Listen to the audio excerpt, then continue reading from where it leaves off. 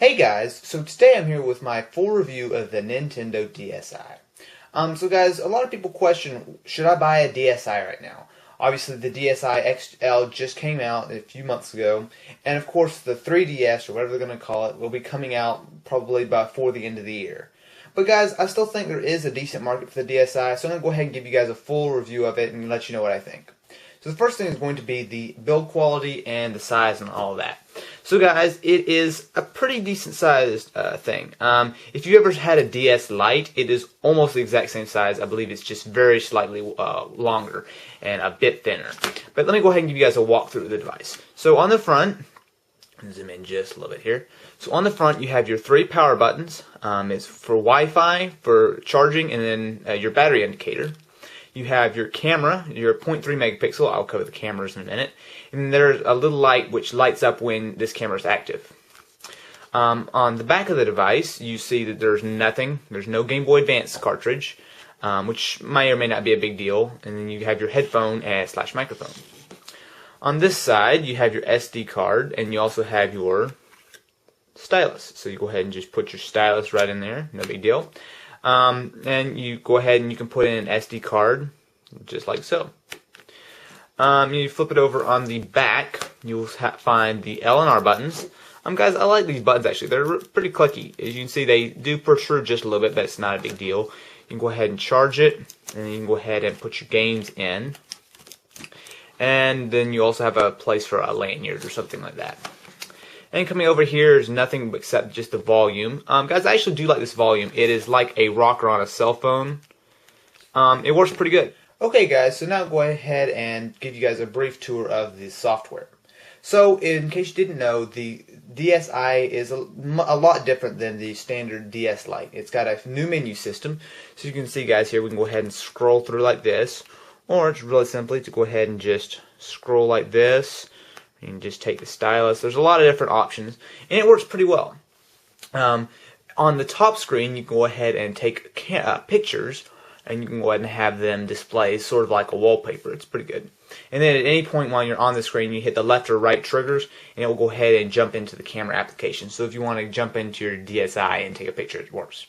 Guys, so there are a few different things in the DS. But the two main things I'm going to be covering today are the camera and the Photos app. Guys, the camera works pretty well. You can go ahead and take pictures with either the inside or outside camera. They're pretty low resolution, as you guys can see right here. I mean, they're okay if there's no other camera around. You know, if this is what you got in your pocket, you can snap a couple decent pictures. But in general, it's not that great of a camera. You can, of course, go ahead and do some editing, some kind of cool editing effects. You can pull and zoom and all kinds of stuff with pictures, graffiti on them. There's a lot of kind of neat stuff, but it's mostly a novelty. Now, the second thing is going to be the sound app. Now, guys, the sound is, well, it's nothing amazing. Basically, you can go ahead and record a clip, and then you can go ahead and have, somebody, you say something, and then it can, speed it up, slow it down, raise the pitch, some different things like that. Again, it's a novelty, but it's kind of something fun to mess with. Hey, I'm here with a review. Hey guys, what is up? This is Duncan, and today I'm here with a review. Hey guys. What is up? It's Duncan, and today I'm here with a review. Now guys, the DSi also does have the DSi Wear Shop as well as the DSi browser. I won't get really too in-depth into either of these. The DSi Wear is very similar to if you've used the WiiWare Shop on the Wii. Go ahead and pick up a few titles. To be honest guys, there's not a whole lot there. I mean, there's a few things, and you can go ahead and buy it depending on how many points it is. It's pretty decent. And it also has a browser. The browser is okay, but I really don't like it just because it is very, very slow. And to be honest, if you're not on a site with a mobile, if you don't have a website that has a mobile browser, then forget it. I mean, the DSi is very, very, very slow when you're loading. You can use the touchscreen to pan and zoom, which is kind of nice, but the speed totally makes it useless in my opinion. However, guys, there are a couple things I think I should mention. One thing is that Wi-Fi is kind of a little bit odd. It does not support high encryption networks, or at least it doesn't fully support them. Now, guys, you can go ahead with the latest 1.4 update. You can go ahead and do like web browsing over, like normal encrypted networks. But a lot of games don't support multiplayer over highly encrypted networks. So, guys, that's a little bit of a hit and miss. If you don't have your Wi-Fi encrypted, which I hope you do, but if you don't, you'll be okay. But that's definitely an annoying thing. Another thing, guys, is battery life. Battery life is not great on this. It's not as good as the DS Lite, which was excellent. You can go ahead and probably get 7 to 8 hours of play, on maybe like medium brightness and, with Wi-Fi off.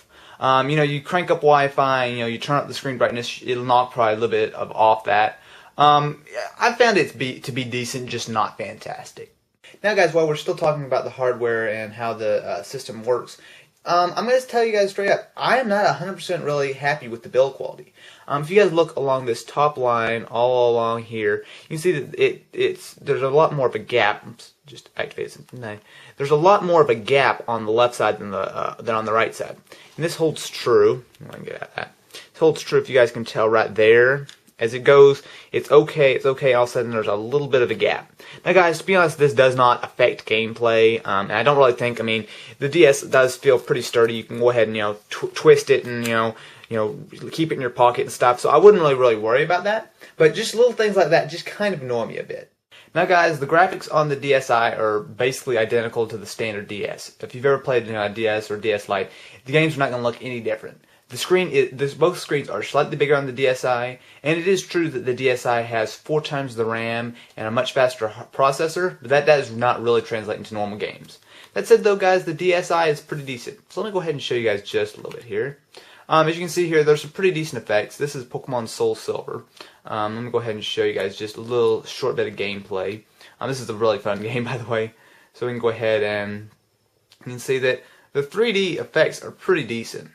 So we can go ahead and go out here, and there are definitely some pretty cool games. See, this is a pretty good thing, and of course, guys, the DS is capable of much better graphics than this. For example, there's a Call of Duty. You can get Call of Duty. I believe there's a couple different Call of Duties on here. So it is capable of full 3D, but I think where the main part is that it really does work well for the RPGs. Okay, guys, so it's time for the wrap up. To be honest, guys, I don't really recommend the DSi. There's a lot of really good things. It's nice to have cameras, although they are pretty low quality. And, there are a few nice things, such as, being able to browse the internet slightly, not really that well. Download stuff from the DSiWare shop. But to be honest, guys, it's not, if you've never had a DS before, this might be a decent choice. But especially if you have an earlier DS, there's really no reason to upgrade. Especially, guys, because the main reason is that the 3DS is coming. Now, of course, there is the DSi XL, of course, which is 100% identical. Basically, the only major difference is that it's just bigger. It doesn't have any new features. Obviously, the case is a little bit different. But, guys, the main reason that I don't recommend the DSi is because the 3DS is coming. The 3DS should have 3D. It is confirmed that it will be 100% backwards compatible with all your normal DS games. So, guys, that alone, that'd be like buying an Xbox right before the Xbox 360 came out. Sure, the Xbox might have been nice, but the Xbox 360 should play most of the games, and in this case, the 3DS will definitely play all of your DS games. So, guys, the DSi, maybe if you got it for cheap, or you maybe just wanted to collect it like I do, then that might be a pretty good deal. But until then, I highly recommend, guys, go ahead and wait. But then the next week or two, the 3DS should be announced, and it's going to look like it's going to be a pretty solid upgrade.